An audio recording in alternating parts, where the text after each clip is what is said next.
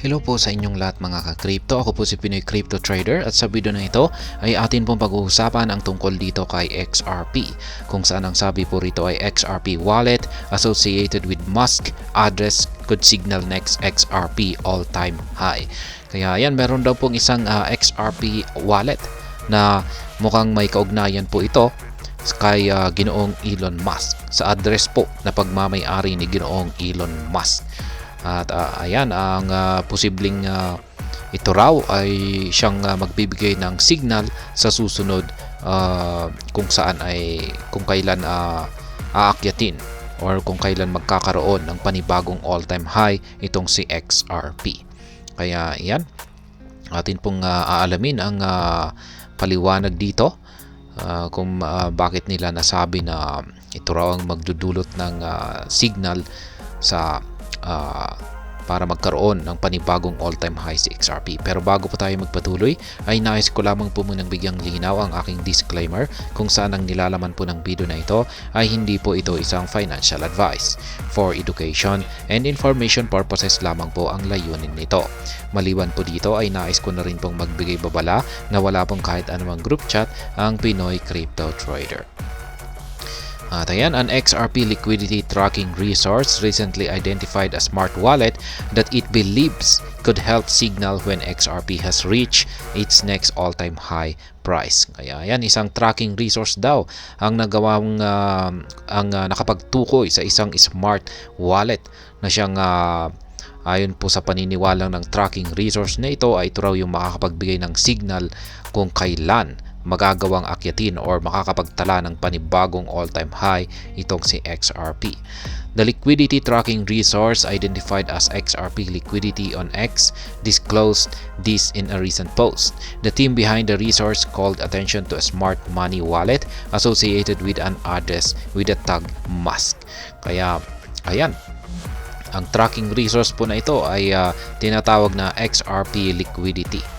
At siya po yung nakapagtukoy sa isang smart money wallet na may kaugnayan daw po ito sa address na may tag na Musk.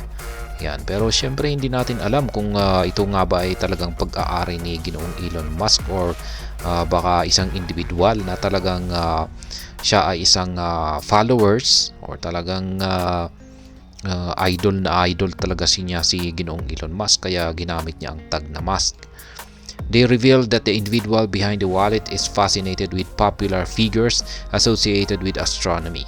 In addition, this fascination extends to individuals who have made notable contributions to the field of science and technology.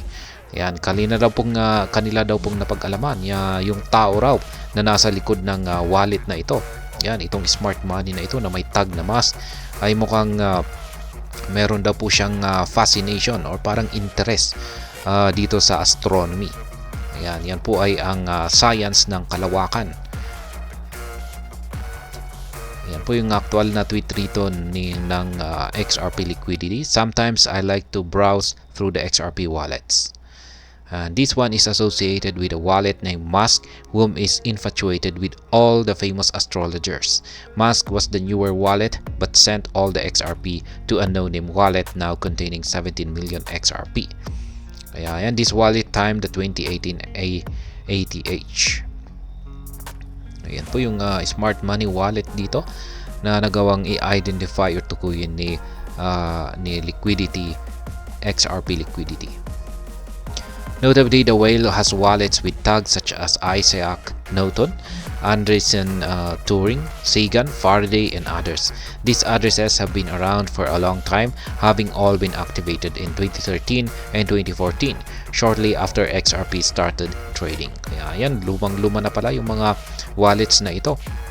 At maliban sa ginamit na tag na Musk, ay meron din pong ginamit din po yung mga tags na pangalan ng mga sikat na mga scientist tulad po ni Isaac Newton, si Andreessen Turing, si Sagan, si Faraday at saka marami pang iba. Kaya yan, na-activate raw yung mga wallet na ito noong pang taong 2013 at saka 2014. Kaya matagal-tagal po pala yung mga wallets na ito. The whale first activated the Sagan wallet in June 2013 before activating Isaac Newton and Musk and in November 2013. These addresses activated all the other wallets, including a newer Antag wallet, which the team behind XRP Liquidity has spotlighted. Kaya yan, yung pinakauna pong wallet na inactivate ng nagmamay-ari nito ay yung may tag na Sagan. Yan, Sagan wallet noong June 2013. Tapos sinundan po ito ng kanyang mga wallet na may tag na Isaac Newton at saka ang Musk nitong November 2013. This Antag wallet, RPDFM4K, activated by the Isaac Newton address in August 7, 2017, has received all the XRP and all other wallets.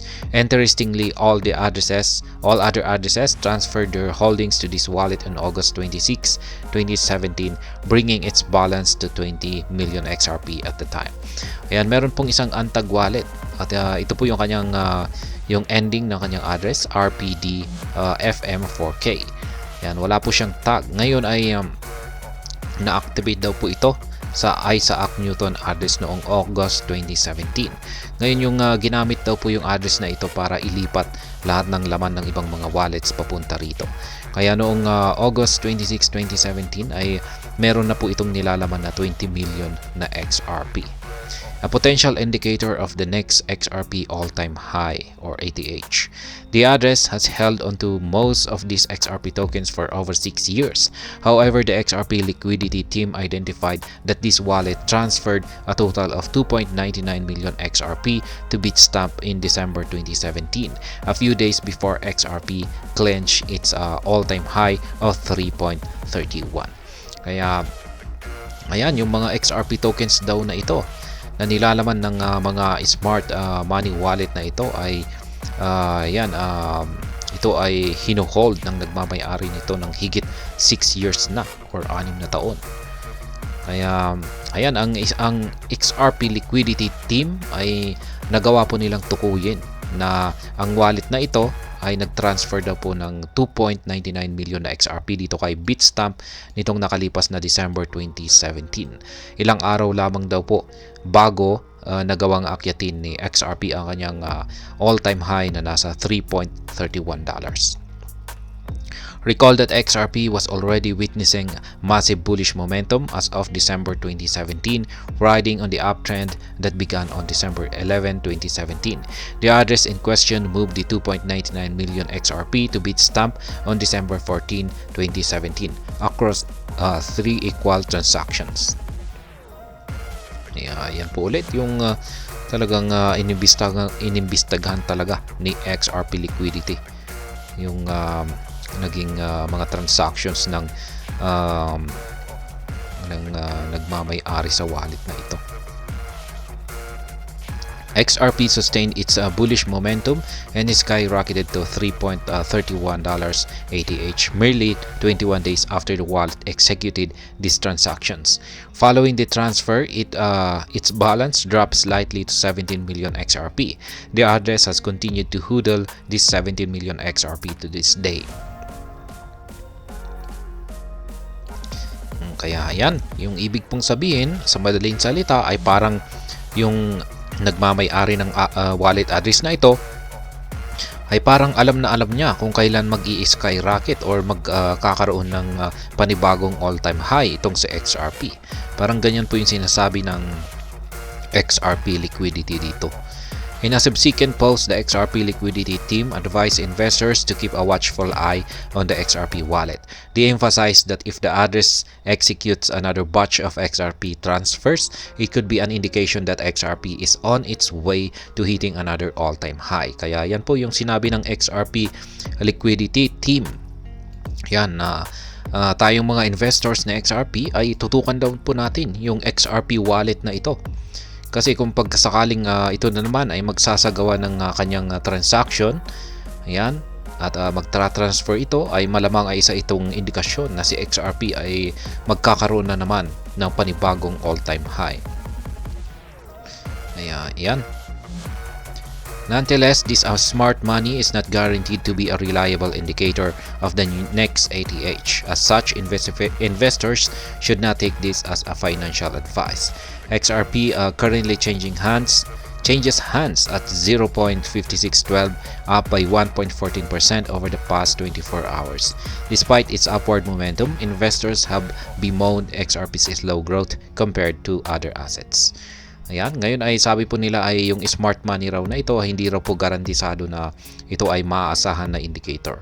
Yan, hindi po ibig sabihin na ganyan po yung nangyari noong nakalipas na mga taon ay posibleng ganito na rin yung mangyayari ngayon. Yan, pero yan lamang po yung basihan dito kung bakit sinabi ng XRP liquidity yan na malamang ay kung paggagalaw yung smart money na ito ay muling magkakaroon ng panibagong all-time high itong si XRP. Yan, pero para sa akin ay wala pong gaanong sapat na basihan ito, baka nagkataon lamang yan. At ayun, hanggang dito na lamang po tayo sa video na ito. Sana po ay inyong nagustuhan ang aking paliwanag dito. Kung inyo po itong nagustuhan ay pakiclick lamang po ang like button nito. Para naman po sa mga bago lamang dito, kayo po ay aking inaanyayahan para mag-subscribe. Pakiclick na rin po ang bell icon nito dahil ito po ang siya magsisilbing notification nito sa mga bago kong videos na akin pong ina-upload sa aking YouTube channel na ito. Marami pong salamat sa panonood. Ingat po tayo lagi at God bless po sa ating lahat.